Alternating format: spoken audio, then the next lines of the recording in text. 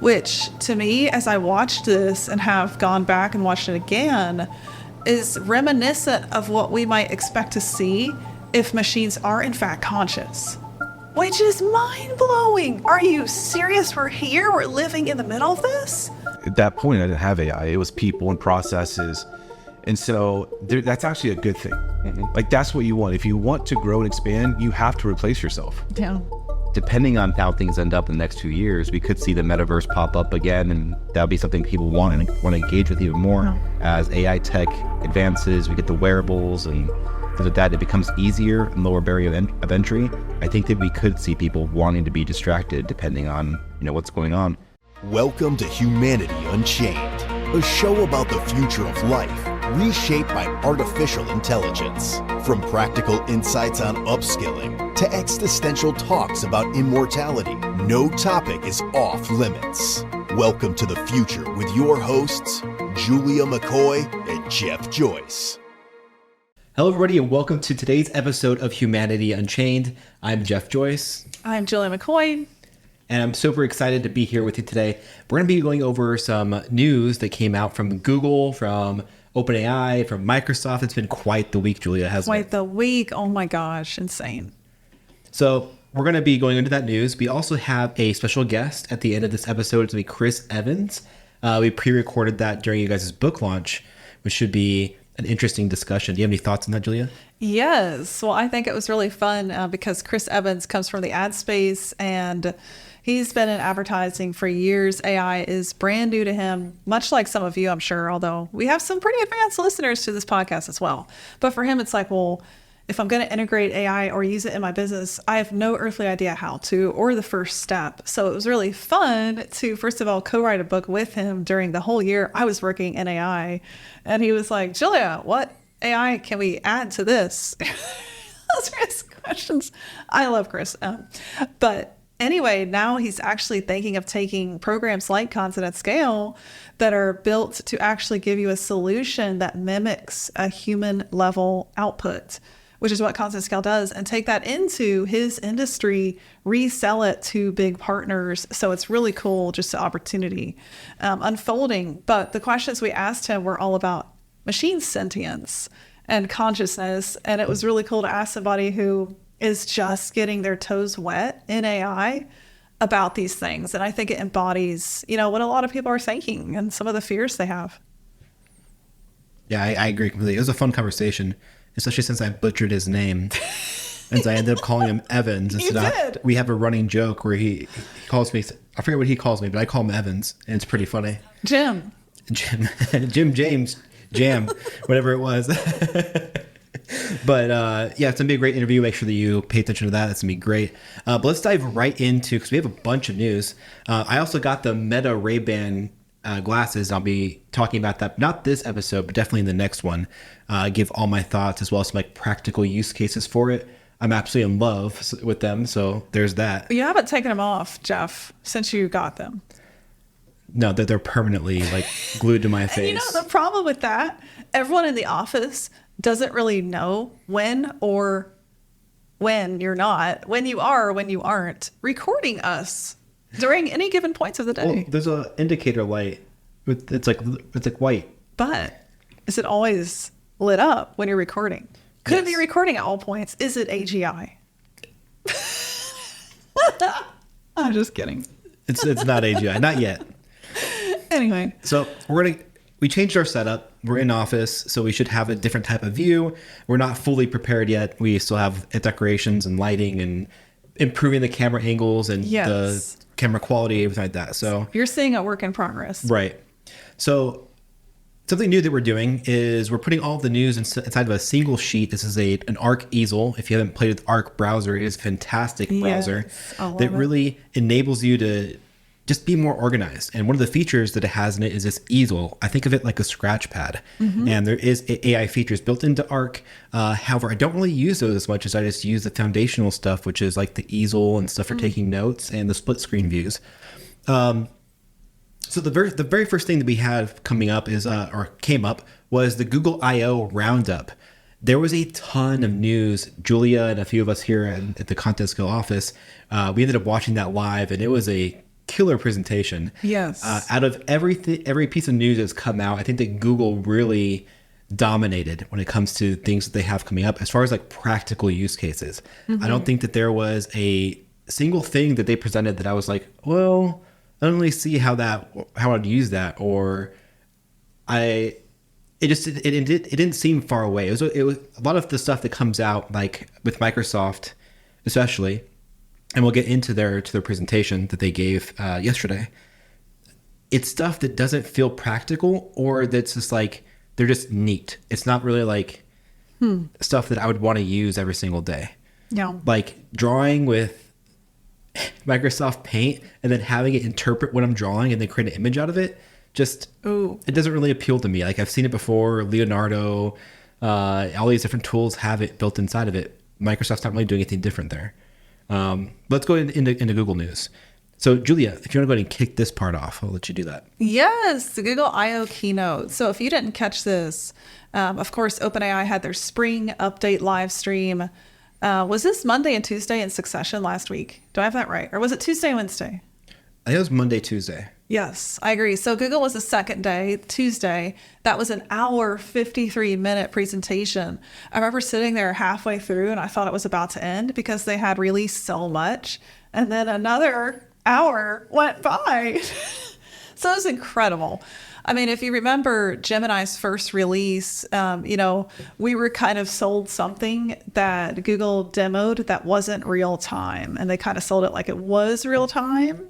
So I take all of this with a grain of salt for sure. I think that Google is better at marketing than they are at product delivery. But that said, there were still some things that absolutely wowed me, and I know you too, Jeff. And for me, one of the biggest things, and I'm actually talking about this one on my YouTube channel, it's that big, is Project Astra. And this, which was interesting, we saw some incredible things at OpenAI's announcement as well. But Project Astra was Google DeepMind's vision for the future of AI assistance. And what they're showing in this demo Jeff's currently playing is somebody using Project Astra to look through a live lens with AI, and AI is telling them exactly what they're looking at. They're drawing on the screen. So they're interacting with this AI assistant that is just giving incredible real-time feedback. And they're hovering over a box of crayons, give me something creative about this. Creative crayons color cheerfully. Like it just comes up with stuff on the fly based on what it's seeing.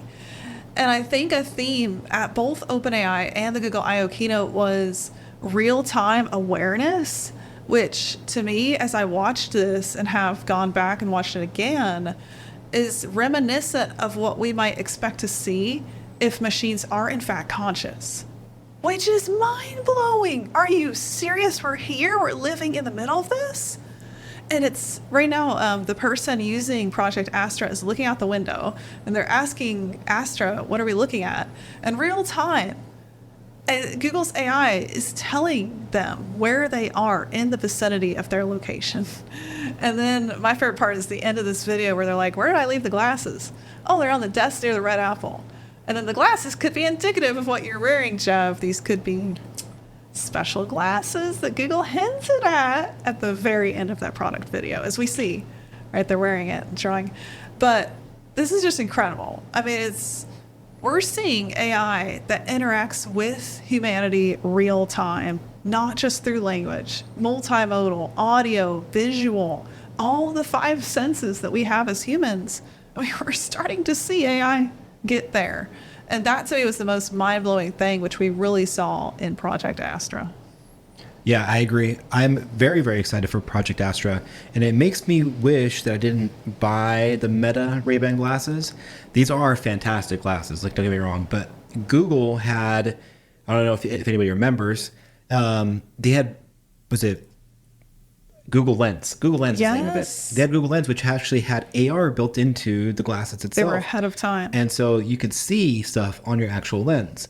I think that if Google combined something like the Meta Ray-Bans with an AR version, but also enabled you to still access stuff like your Google Calendar, your Google Docs, Google Sheets, and all that kind of stuff, your email, that would be absolutely insane. Insane. And so I'm completely sold on this future of wearing glasses. Yep. I'm not sold Same. on literally any other device besides my phone. I think glasses and phone, awesome. Maybe a watch. I wouldn't mind my watch being smarter, but glasses is something that the form factor is just feels so natural to me.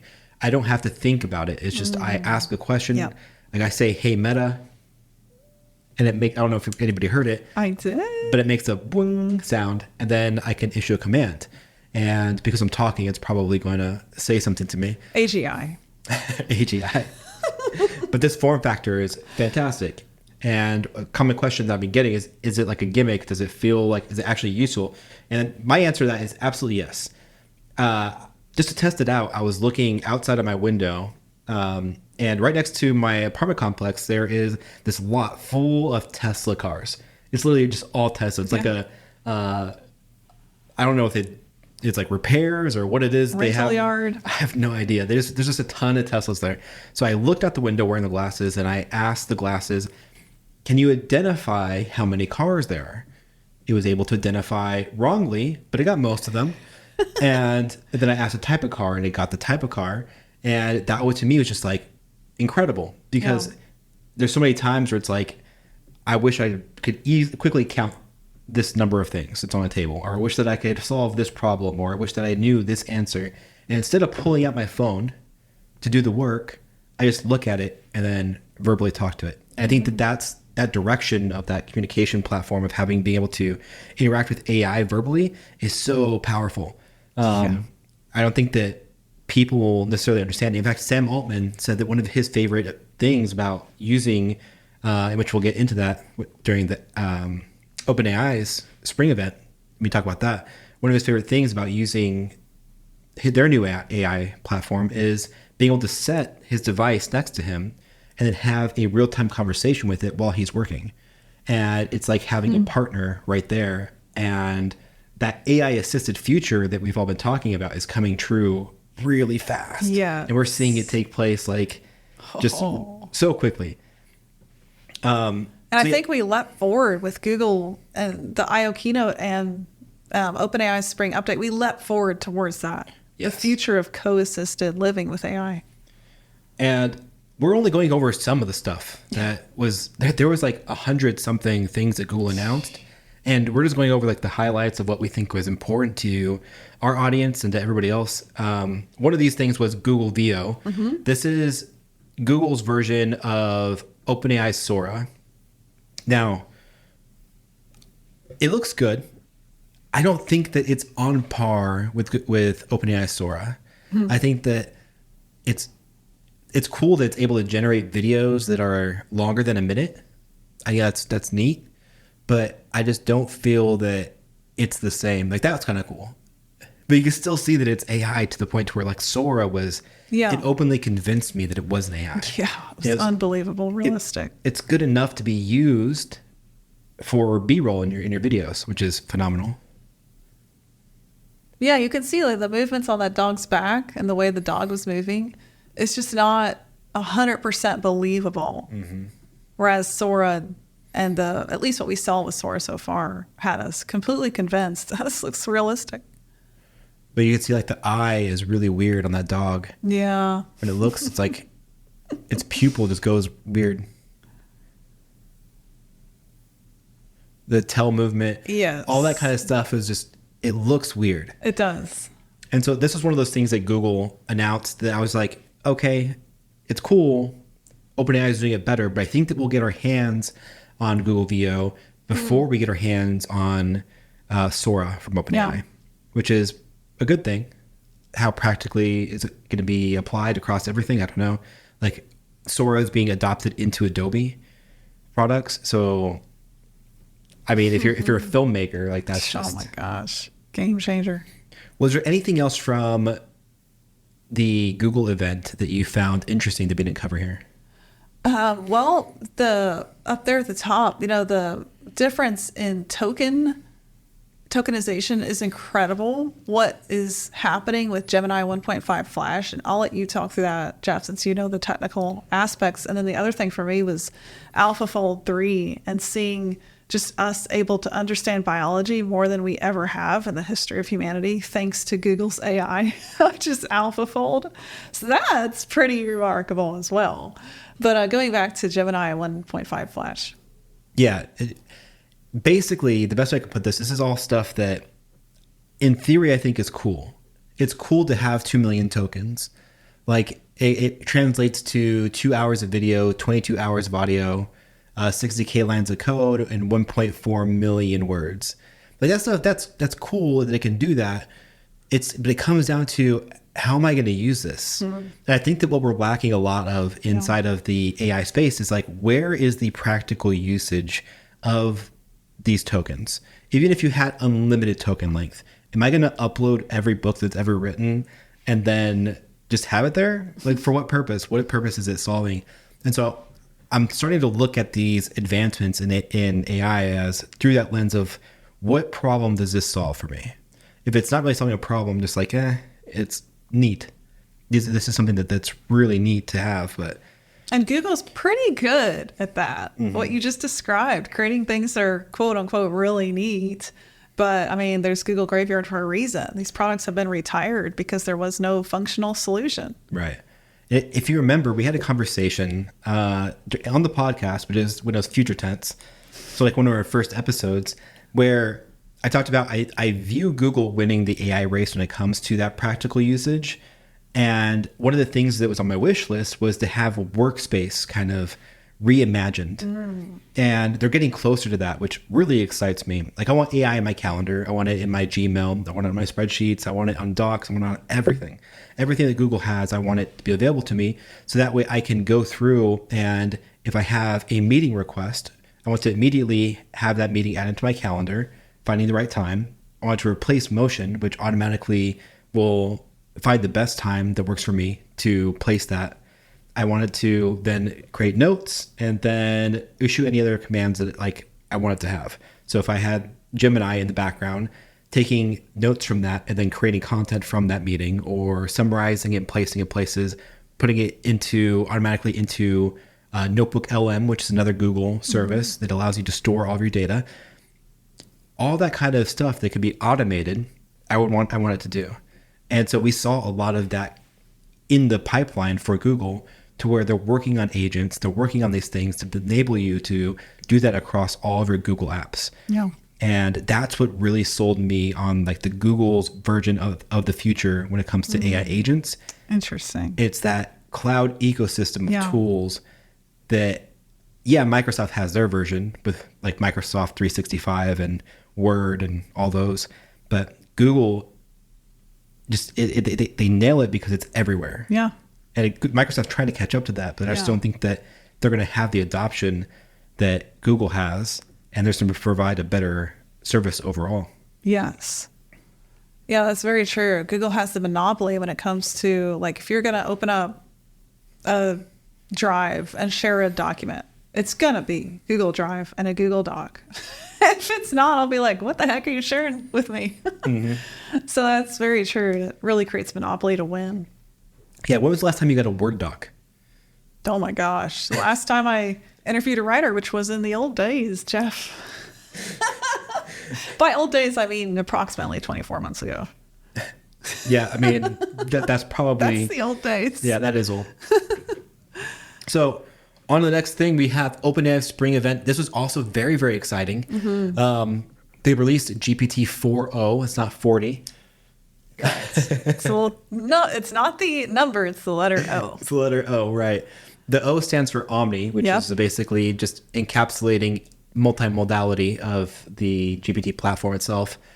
And so that released, it's cheaper, has better reasoning, and improved functions in ChatGPT and through the API. But one of the things that really stood out to me that I was so excited about was the way that they are going to start handling voice. Yeah. And the demonstrations that they had. One thing that like really blew my mind that was really, really funny to me also was somehow somebody got a hold of the new update for voice, which is not out yet. I have not gotten the update. Me neither. You can access the GPT 4.0 already, but you cannot access the new voice features. And somebody got two phones that placed next to each other and then had the phones having a conversation and try to convince each other that they're not AI. And that was so funny to look at the reasoning of how an AI system tries to describe what it means to be human. Wow. And then try to prove that it's not AI to another AI system. And they just argue back and forth, not believing to each other that they're AI. But the really cool thing is that now you can interrupt ChatGPT when it's talking, and it can interrupt you. So it can be rude to you. But the personality behind it is so well done. Oh my gosh. It's like, it's unbelievable. there's like 5 different voice personalities, and it can vary in between that, where it's like it can act scared, it can change its tone when it's telling you a story, it can whisper to you, it can sing to you, it can talk like a robot, and all across 5 different voice tones, which is just phenomenal. So you pair that with 4.0, which has better reasoning, and you have something that is like out of the movie Her. And it's something that Sam Altman actually tweeted. He just tweeted Her. Because I can see people developing relationships with AI. I have a running chat on my ChatGPT where it's an experiment to have a 30-day experience with an AI chatbot that's like a girlfriend. It's like the girlfriend experience. But one thing that ChatGPT and just AI in general is really good at is continuing the conversation with you. So it prompts you back. And 4.0 just does a way better job than even 4 did at understanding the human level emotion. I can see in the not so far future where people start to prefer that type of thing, which is honestly pretty scary. It is. What are your thoughts on that, Julia? It is 100%. Well, what was actually crazy, so OpenAI on YouTube has a playlist of little snippets of people interacting with this new feature 4.0, the voice, and they actually brought Sal Khan, the founder of Khan Kids Academy, down with his son to experiment with it too. So that playlist is awesome. I've watched a lot of videos in it, and that kind of coincided with the live stream that they did, which we watched, the 30-minute spring update that was the actual live stream where they announced 4.0. And one of those clips that I watched, it was somebody that worked at OpenAI, pretty much went into the voice feature and just like irritated the hell out of ChatGPT on purpose. And do you know what happened when this person was like, well, you didn't do that correctly? And the way they said it was so snide. And like, you'd just be annoyed with this person in real life. Like you would. You'd just be like done with them. And so that was what ChatGPT was facing, was a very annoying person. And so this person went on to say, well, you could have done that better. You could have done it this way. And they did that, I want to say it was 5 times before ChatGPT started getting snide back. And this is like, you got to keep in mind, this is not something that was commanded to ChatGPT, not prompted to ChatGPT. Like, this is ChatGPT doing it itself, which is absolutely mind-blowing. Wow. We're there. We're looking at AI that has absolutely passed the Turing test, that absolutely reasons as well as a human. We're looking at technology that rivals the human 100%, which is mind-blowing. It's funny because Kurzweil predicted this happening by 2029, so spot on. But what happened was ChatGPT got snide, and the way it got snide was like chef's kiss. It was so good because it actually did what the human wanted, even though the human asked in an incredibly rude way, like just annoyed ChatGPT to no end. But the way ChatGPT responded was not necessarily rude. It was in the tone it had. Well, here you go. And it delivered it very curt, short. And you could just tell it was getting more and more annoyed. And it was incredible. It was like watching 2 humans interact, one far more polite than the other. And the one that was more polite was actually the AI. So this is mind-blowing to see this roll out. I think it's hard to quantify in words. David Shapiro recently released a video, one of my favorite YouTubers, where he talked about we need to realize the age that we're living in. We're living in an age that humanity has never had access to. And that means that the opportunities we have in front of us, the technology we have in front of us, is something we need to take advantage of now. If we are not adapting to AI, I would even go as far as to say, if you're an entrepreneur that has some brilliance, if you're not capitalizing on this and coming up with the next hit in your industry, but done with AI, then what are you even doing? Now is the time. So anyway, that's a bit of a rabbit hole, but 4.0 is it's a huge breakthrough in so many ways. And it was just incredible to see. I think especially the way it interacts with humans is just mind blowing. I completely agree. I think that 4.0 and just the voice capabilities are just mind blowing. Like you said, it's the craziest thing. And we've been talking about this stuff coming up and the coming like job loss and stuff like that. It's going to be resulting from tools that are just coming out. I said during one of our episodes that even if all we get is GPT-4, that is enough. Yeah. It is enough to replace the majority of the jobs. Ooh. All it takes is time. Yeah. And so the models are just going to get better from here. Yeah. And so the fact that we're seeing this now, and I'll save that for the next episode of Humanity Unchained, but I think that we just spend an episode just going over job loss and the things that are happening within the world when it comes to AI and how it's displacing people, because that is important. And I think that you guys being prepared for that is something that we should have an entire episode dedicated to. So we'll definitely do that. But let's go ahead and move on to also, I'll just throw this in here, but ChatGPT for desktops came out, not for PC. And I think I know why that is. It's just because Microsoft Copilot has a PC version and they can't really release a PC version. So it's just for Macs right now. And it's basically just ChatGPT. But there is a catch where it can record your screen, but I don't see too many use cases for that at the moment. It's like super cool. And I'll talk about that more during the Microsoft portion of it. So let's go down to Microsoft Build. Julia, did you catch anything from Microsoft Build? Oh my gosh, this was yesterday. This right? was yesterday and today, yeah. Oh, these have been busy days for me, so no. I don't blame you. Well, it was, this thing is so under the radar that, and the thing is that it's not anything that's like really cool or interesting. So there's new laptops that have an NPU in it. An NPU stands for Neural Processing Unit, which is an AI chip. But we're already seeing that. We're seeing so many devices come out with, like Google, the new Google Pixel phone has an AI chip built into it. AMD is releasing their own AI chip built into their processors. NVIDIA. So this isn't nothing new. And I think that this is just a way for Microsoft to try to compete with Apple. Because Apple has the market share. They have the brand loyalty. They have the trust. They have the ecosystem. Yeah. And Microsoft doesn't. When you think of Microsoft, it's like, it's a cheap brand. Like even these laptops, they're charging $1,200, $1,299, as opposed to you look at a Mac. This Mac that I have right here is like $4,000. Yeah. And so it's a big price difference. But they have that loyalty, they have the trust and everything built up for it. And don't even get me started on what we're probably going to see from Apple later on this year, which probably will be pretty cool. But this event, just there isn't much here that I'm like, wow, this is revolutionary. It's neat. This stuff is cool. Copilot got an update to where now you can have it on one side of your screen versus the other, but that's not very practical. There's nothing here that like completely blows my mind until we get to this portion. So if it'll load here, what we're seeing on screen right now is they have Copilot up on the desktop and a guy is playing Minecraft.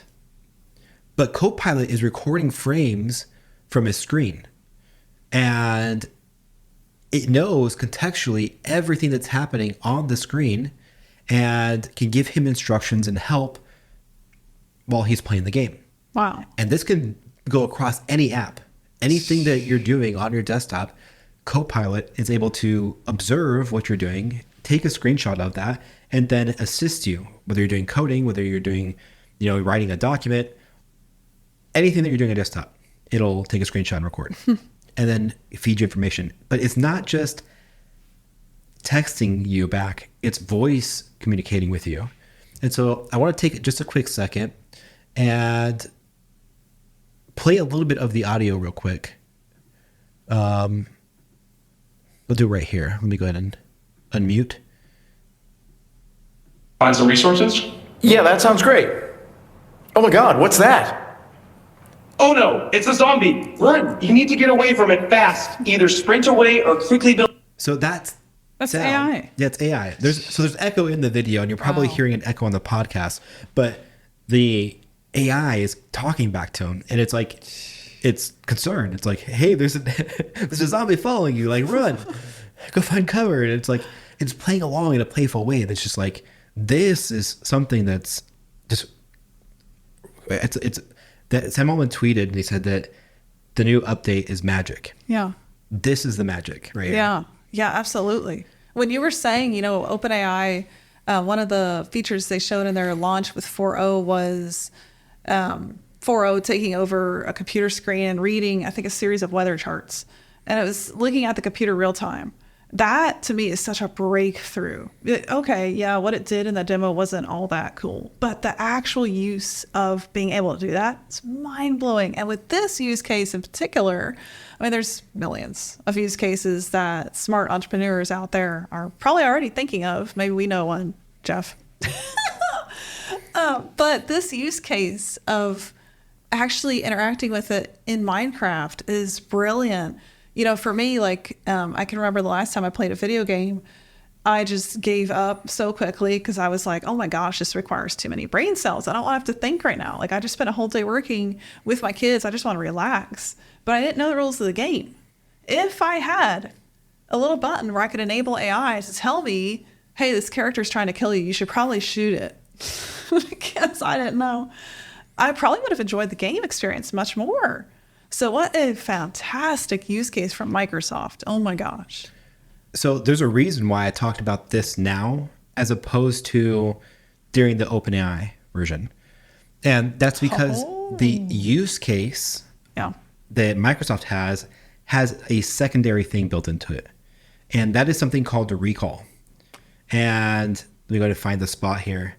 Recall is the ability to, no matter what you do on your desktop, I don't think it's actually in this video.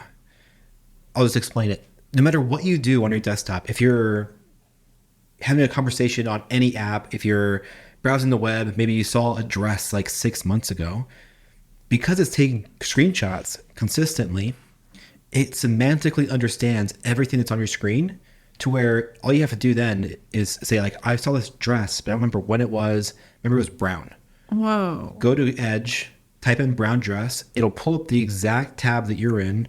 Any conversations that you talked about a brown dress, maybe that you're planning on wearing that for a certain event. Well, you also talked about shoes. It was also connected to brown dress. It'll pull that up with it as well.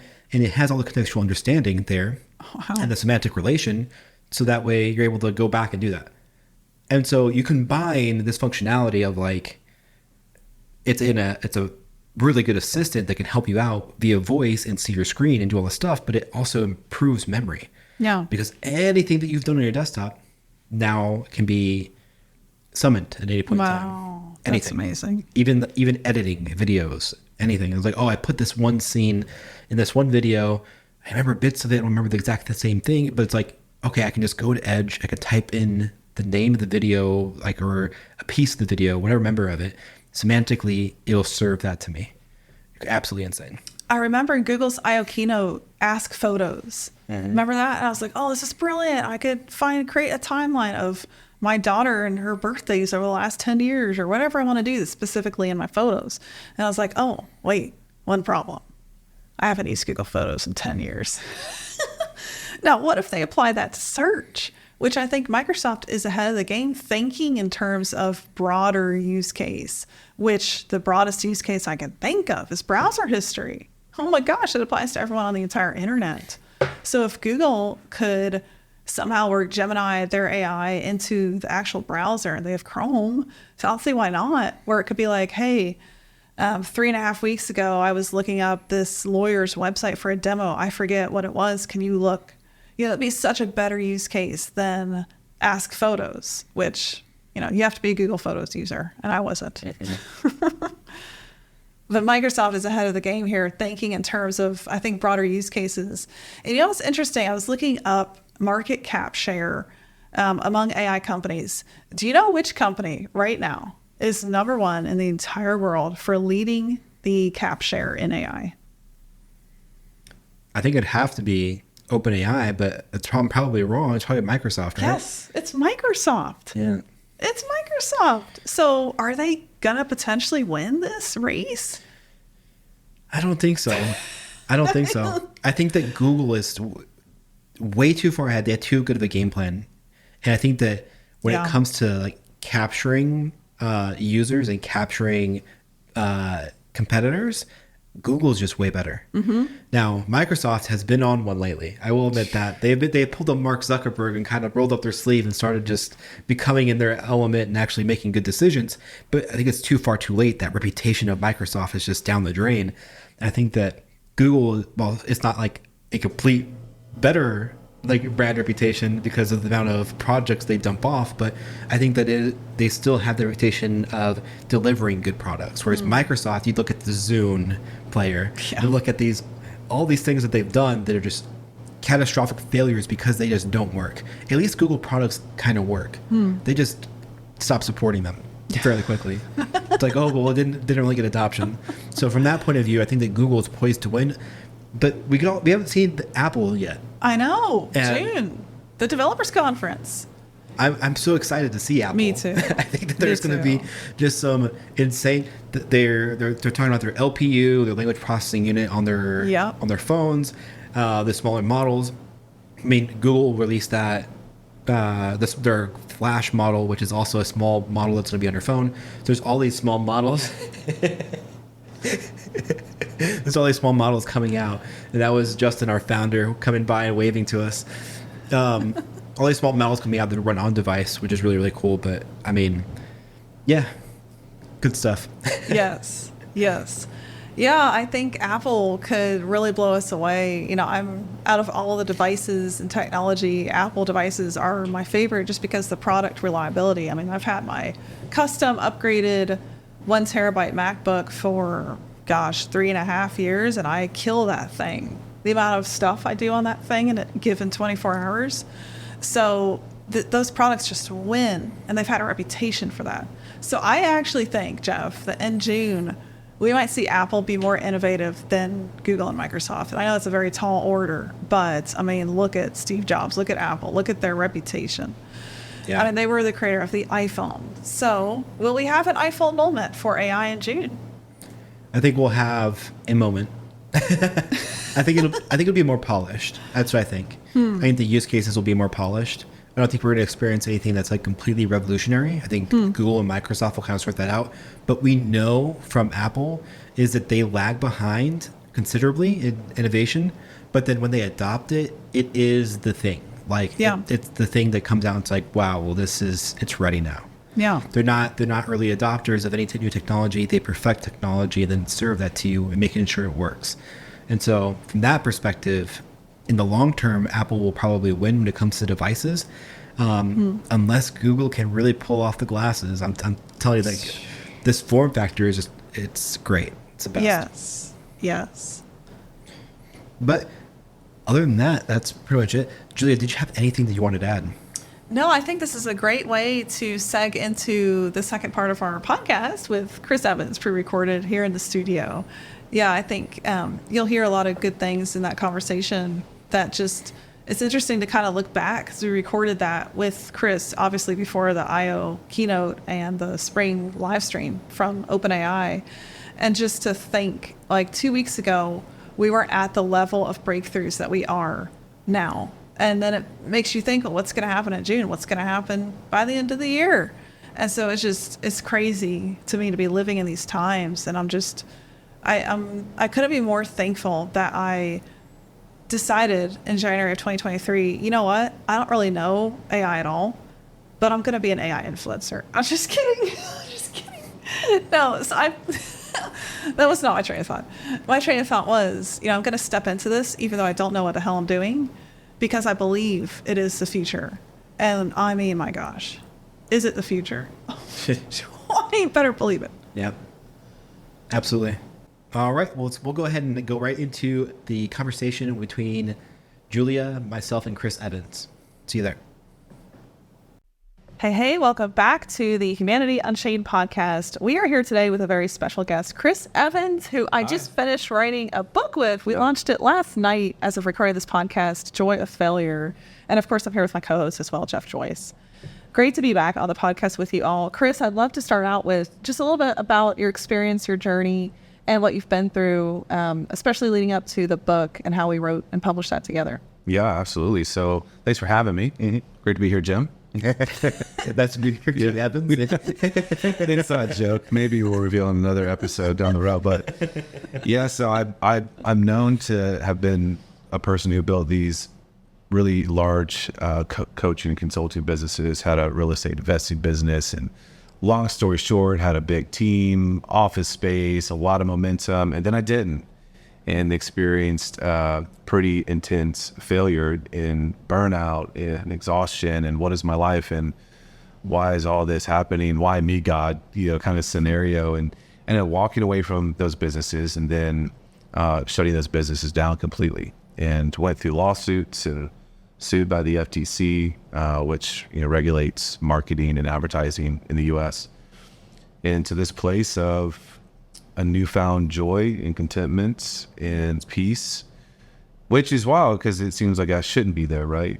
Losing all the things that I held on to that I thought gave me the security that I needed and wanted, which wasn't the case. And so, yeah, on a new path, and exciting to be here.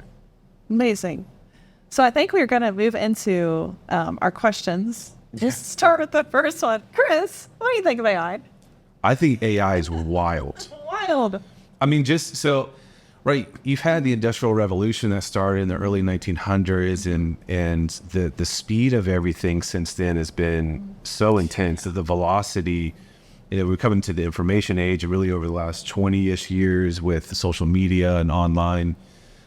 It's just wild how things are accelerating so much. And now you introduce, like, those changed the world, right? No. I mean, the Industrial Revolution, and then information with the internet, and then social media and iPhones and smartphones and all this kind of stuff. Like, there's just been this acceleration. It's brought so much good to the world, but many challenges as well.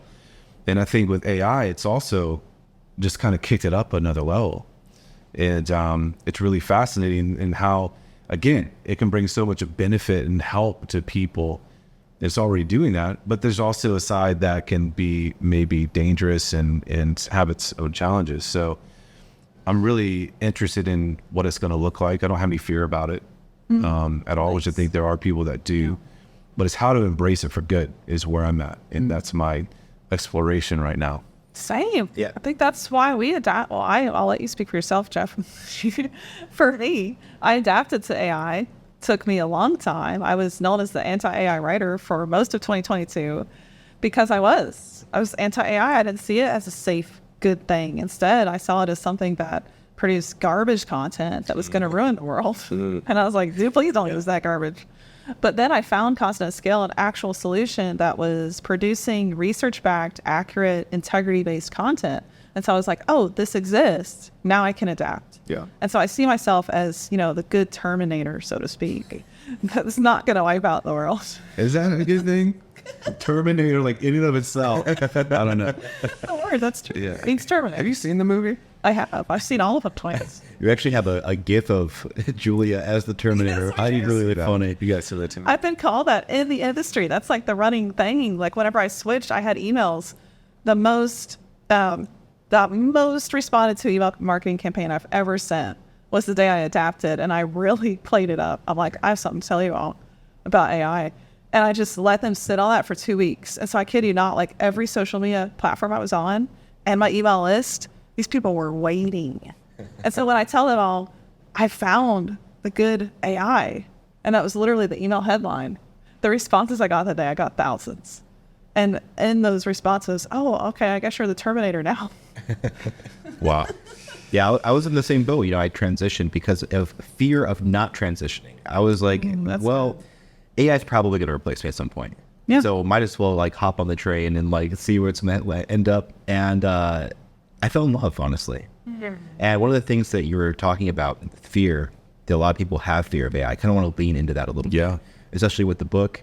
A lot of people are afraid to embrace AI. One of the things is that they're afraid that it might dilute their message, that might not resonate with people in their audience. And it's like more of like, what if people don't like the content that I put out while I'm using AI and stuff like that? So I wonder if you can talk about that a little bit. Yeah, so it's interesting initially, especially when I was going through this burnout and leaving these businesses. I mean, I was afraid of everything, just fear ruled my life.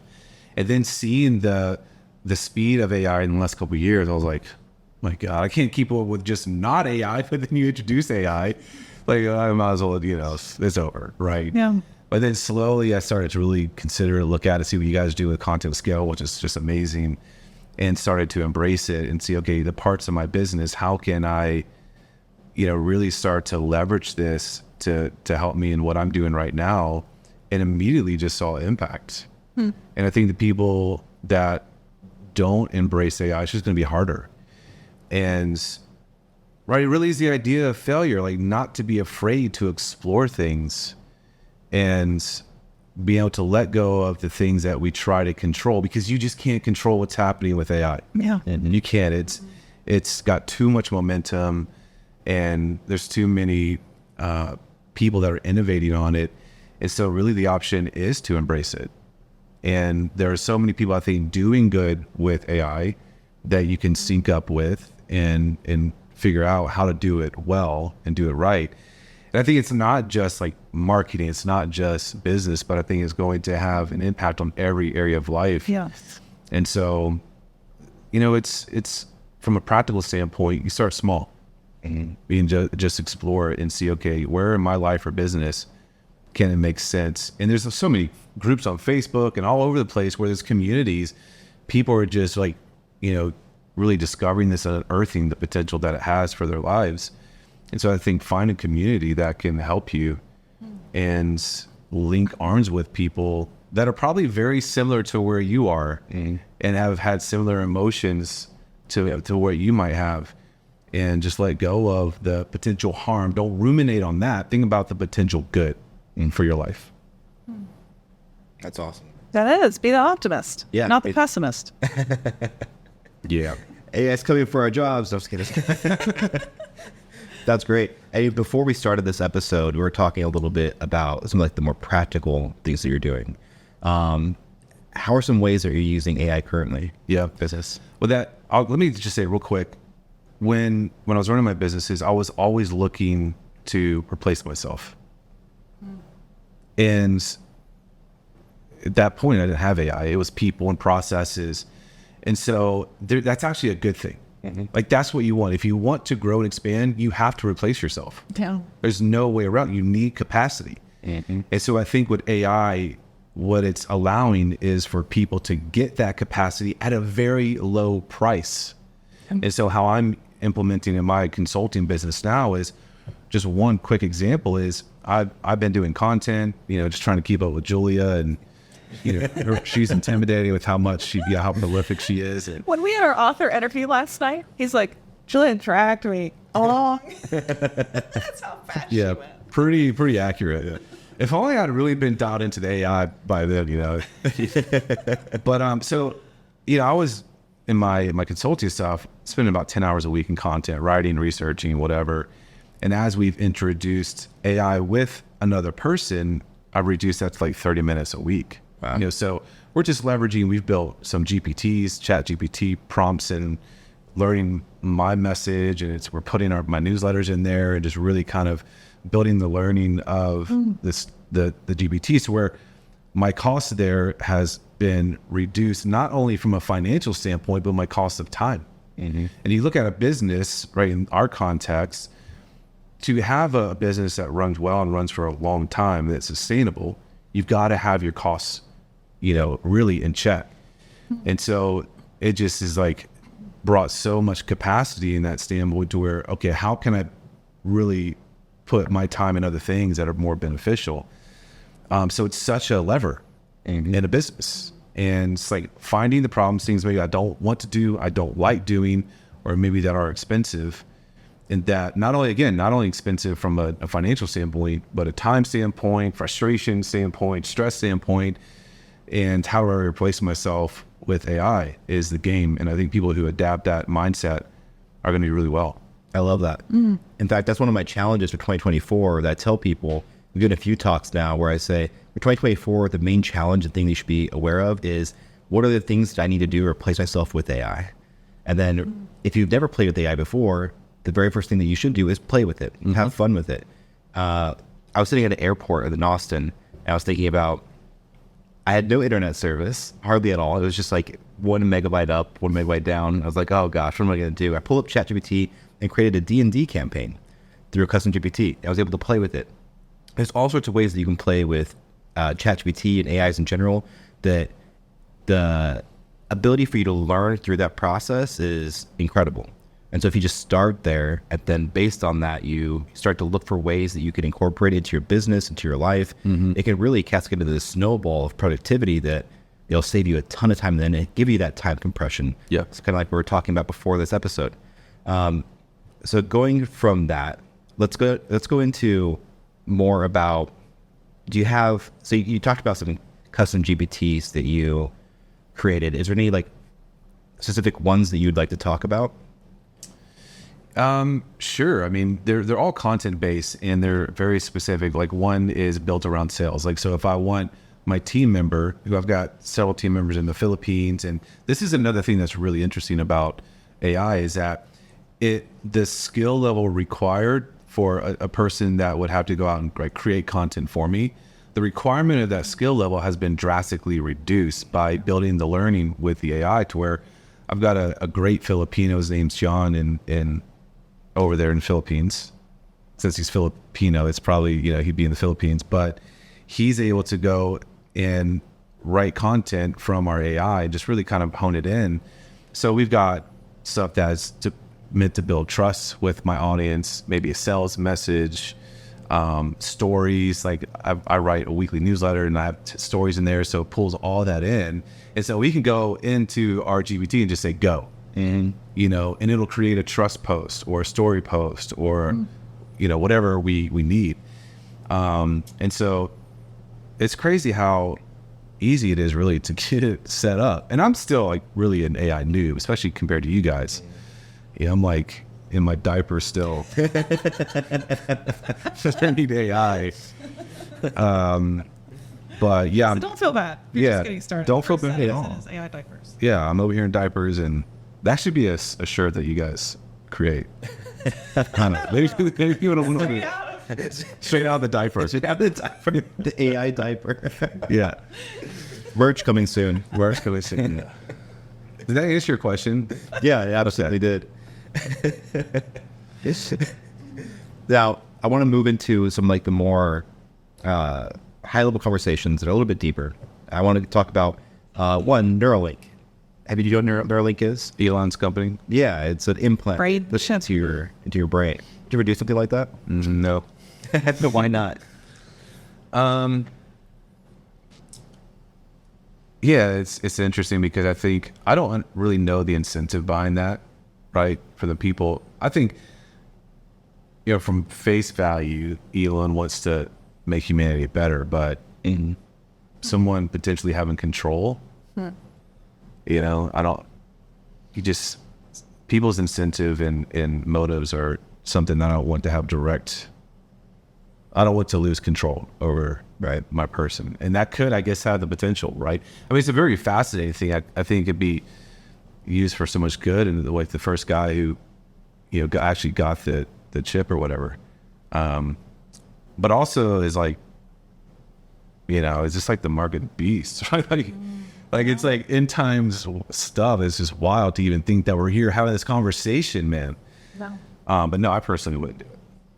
I wouldn't either.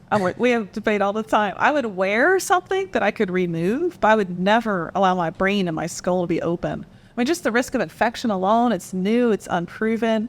And then I think what you said, Chris, landed a really key point. What if somebody else could control you through this device and you had it in there and that risk was out there? Yeah, I think it's wise people having access, Yeah. I mean, people can still control you even without an implant.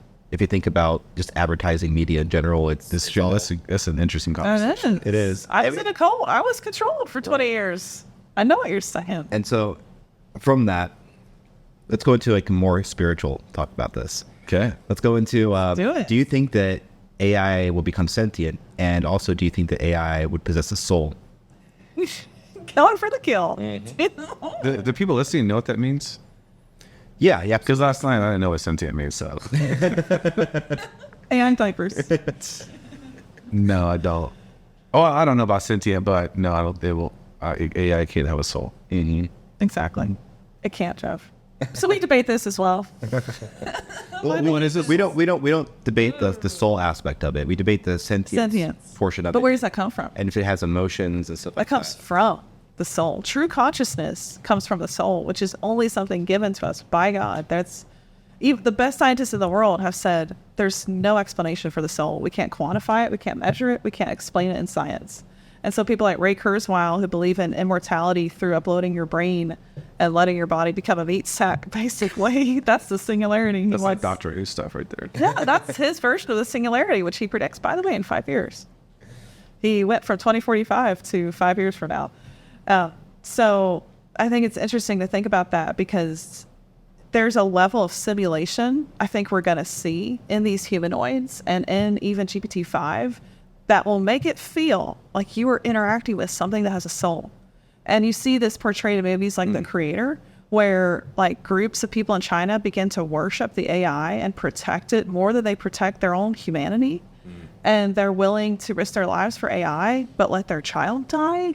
Like, that is insane. But I think that's the level of simulated sentience we will see that will make us think, oh, this thing's real, living. It's more special than a human. I should let it govern me. Like, we're already seeing rumors of that. Like, let this thing govern the world. Let it become the new ruling body. That'll definitely happen, right? Because that is humanity's way. Humanity is oriented to have things to worship, right? It's like that thing in humanity is to worship. Yeah. You go all the way through history, and people would carve wooden idols to worship, like things that had no power. And so now we're talking about AI that actually has power. Yeah, like insane power. So of course, like it is going to be raised high. People are going to worship it, but it will be a false god, 100%, because it is not the creator. And so it's a really interesting thing. And I think what's going to happen is there's going to be a further distinction between what is authentic and what's not. Right. And AI, you have that loss. And so it's really interesting because we live in a world where people are drowning in fake and they're exhausted and tired by it. So the culmination of AI, I think, is going to accelerate that, and then the desire for the authentic, and for truth and what's actually real. You see that in the metaverse. Like Mark Zuckerberg put everything, I think it was around 2020, in the metaverse, hired like almost 100,000 people, was like, this is going to be the thing. Well, 2 years later, they're laying off a quarter, 25,000 people. And the whole thing flopped as compared to what they predicted would happen. And now he's all in on AI, as we see from Law 3 releasing, putting them neck and neck with OpenAI itself. So it's interesting. I think like this world presented of VR and fake reality is not actually what humans want, but it's what the marketing world wants the humans to want. Yeah. That's total control. If you see here only what I want you to see and hear, then you'll buy anything. You'll be susceptible to any kind of message. Yeah, but do humans want that? Yeah, so I commented, I think it was Illuna AI. Yeah, he posts a lot about just AI news and stuff like that. You know what I'm talking about? Instagram. Robert something is his name, the guy that runs that. Anyways. We're YouTube geeks. Wes Roth, all kinds of channels. It's a really fast growing Instagram, but he posted something like that just about, I don't even remember what it was, but I was one of the first comments. I said, this is awful. This is not what people want. Something like that. It got thousands of likes. Wow. And so, yeah, I think people, as again, we were talking about last night, people are more isolated and lonely than before. And so therefore people need and want what's real and more connection than ever before. Yes. Yeah. I have the viewpoint that chaos kind of breeds the wanting of distraction. So when we're living in times where everything's really chaotic and people are, if we take a look like the political sphere and like how things got really chaotic, especially like during COVID and all that. People wanted distractions. Yeah, And like so- an escape. Yeah. And so in terms of like VR, metaverse, stuff like that, that's where like you would see a boom and people wanting that escapism. But I think that, like you guys were talking about, most people want a real authentic experience. But that also depends on what our current climate is like. Like It's also scary. yeah, it is scary. Yeah. And so I think that depending on how things end up in the next 2 years, we could see the metaverse pop up again, and that'll be something people want to engage with even more. As AI tech advances, we get the wearables and things like that. It becomes easier and lower barrier of entry. I think that we could see people wanting to be distracted depending on what's going on. But it'll always be temporary. Everything operates in cycles. And so we'll see people that will want that realism, and then for a period of time it'll be distraction, and then realism, distraction, and go back and forth. But I don't see metaverse as a complete failure. I think it was too early in a time that it was just too inaccessible. Yes. And Mark knows that. And What's coming with post-labor economics? So it's the idea of post-labor economics is the idea where robotics drives down the cost of everything so much because it's able to replicate what we do fully in the workforce, and we don't have to work anymore. So there's no company that hires a human. And this has been predicted by 2,700 AI researchers, and they predicted 2150 as the year this would hit. But if you cross-reference that with what we're seeing, the milestones being hit that they predicted wouldn't be hit for another 30 years. They're being hit right now.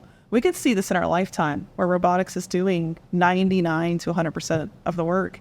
And in that kind of world, what will humans end up doing? And that's where I think the metaverse is going to be a very hot ticket item, because people will there's going to be a lot of idleness, and idleness breeds a kind of like, it's not the healthiest place to be in. It sends you to look for escapes, to look for things that are a distraction. And I think like the metaverse, we saw this in Ready Player One. Did you both see that movie? So it was like, but you see a dystopia presented, which I don't know if that's where we will head with this. So I don't fully think that has to be our world. But in a dystopia, people seek escape. And it was through that, a new world, which looked a lot like the metaverse in that movie, that people found their escape. And so 90% of the world was using it. Yeah, I think it's going to be like WALL-E, actually, where we're just on a spaceship, really overweight, ride around in chairs, drinking Slurpees. I don't know, but yeah. We're meant to work. We're meant to work, right? And so getting to the place where that might not be a thing, it's like, oof. Yeah. But then when you look at the state of work, Gallup studied 1 billion people that work, and they found that 85% of those people are unhappy at work, to the point of like total depression, near I've got a suicide. lot of facts about that. Are we actually doing work that brings us meaning? Yeah. Yeah, so much of the work today is based on greed and consumption. Yes. Yeah. It's like when it's all about the bottom line, it's like the slave driver just, whipping. I mean, it's like going back to Egypt, Yeah. right? Back in the day when the Jews were there, and it was all about the production. Yeah. It's a very similar thing where we live today, but we're slaves to perception people have and having the nice house and the cars and whatever the things are. And so it's we are a slave to a system of production and performance. And of course, it's exhausting. Yeah. And that's where I see, if you've watched any of my YouTube videos, which are crazy, I talk about the craziest stuff. I see this opportunity for something that's not quite Ready Player One, not quite The Creator, not quite Terminator, none of those movies, but this opportunity where we actually are freed up for the first time, like in all of humanity, where we don't have to work to produce a life we want. So that actually opens up this route where we're not driven by the need to be productive, which is often very unhealthy. And it takes you away from your family, takes you away from your friends, away from time in nature, solace, time to think. I've been there. It's terrible. And so if that's our opportunity, we could actually have a better life. Yep. I'm very optimistic about the future. Me think too. that- Yay, robots. Yeah, we'll enter an age of abundance, and we'll have people that will be able to find enlightenment and meaning in life a lot more than they can now. I think that poverty in general is a huge factor when it comes to people having to work. That's a main thing. But two, they're not able to be at peace with themselves and really think about the things that really matter to them. I think that when you free up somebody from having those stressors to allow them to pursue things like family, friends, happiness, and the things they enjoy, I think that we'll see a more productive society because of that. Yeah. I like the idea that I don't know if I fully agree with it. I wish I could, because I was there, and I think that so much of why I pushed so hard in my businesses to grow them is because I didn't want to listen to my internal state, and I was forced to. And so I would just wonder, like, when there is more capacity, will people fill that up with things? Because like that is why we do so many things we do, is because of the internal state, Right. Whether the busyness, distraction, excess of so many things. And so are we just going to find other things to fill that aren't healthy? Because when I left my businesses and I had silence, my family was gone to school, and I'm just around the house, I had to have noise. Like I needed distraction because the fear, and I was scared, and so now I'm really grateful for the process and like enduring through that. But it's like, man, having kind of my eyes open to that in the state of humanity and what my state was, that's my hope. But I think it might be a lot more difficult, Yeah. It's a good point. Ready Player One. It'll definitely be difficult. That's for sure. Yeah. And it'll be a journey for every single person. And I don't think that every single person will fit into that like picture perfect mold. Yeah. Certain people will be more chaotic, will have more dark desire, I should say. But the vast majority, my belief is that they will experience the forms of enlightenment, forms of being at peace and being able to pursue things that the AI is able to bring that about is awesome. And that UBI is obviously something that I'm very interested in. I don't see it implementing in our lifetime. Universal basic income. Okay. So everybody will have a standard of living provided to them based off of the work that AI does, replacing workers. They get taxed, and then that gets redistributed to the population. So hopefully we see something like that. If not, we'll be in a world of hurt. Because what will people do when there's no jobs? Yeah. So the UBI is the proposed solution Right. where it could help feed people. Yeah. Yeah, exactly. I think, just knowing the humanity and the greed of people, I'm not a pessimistic person. But you're a realist. I'm a realist, and I understand humanity to a greater degree than I ever have, right? Being a marketer and studying psychology and all that kind of stuff. Largest ad agency. Yeah, so it's like, I think greedy people are going to be greedy people, and that would be cool. And it's an interesting thing. It kind of actually goes back to a biblical conversation where that is the intent, to raise people who are lowly up, right? To be able to contribute.